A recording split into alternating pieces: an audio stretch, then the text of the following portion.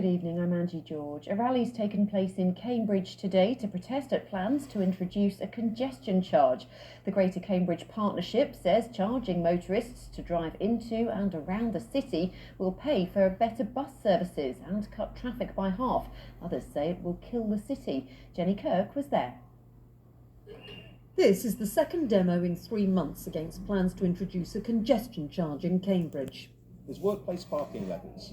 There's all sorts of different options that don't place the burden on the poorest and sickest in society. They're calling it a tax on the poor, the vulnerable, the businesses. People keep talking about the poorest, and I don't want to call them poorest because they're actually Cambridge residents.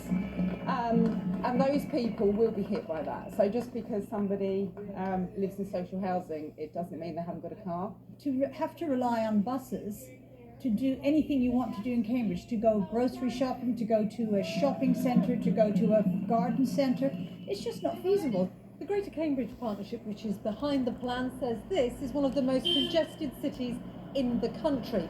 Couple that with the fact that 44,000 new homes are expected to be built in the wider area within the next 20 years, and the GCP argues that the city just can't cope. Their plans have 3 aims: to improve the bus network through more services and cheaper fares, to increase sustainable travel options like better walking and cycling links, and impose a road user charge to reduce air pollution and cut congestion.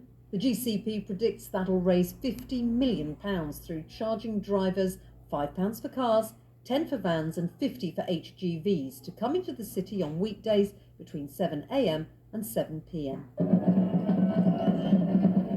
More than 23,000 people have responded to the consultation. This, the campaigners' message to county councillors, who'll have the final say. Find another way.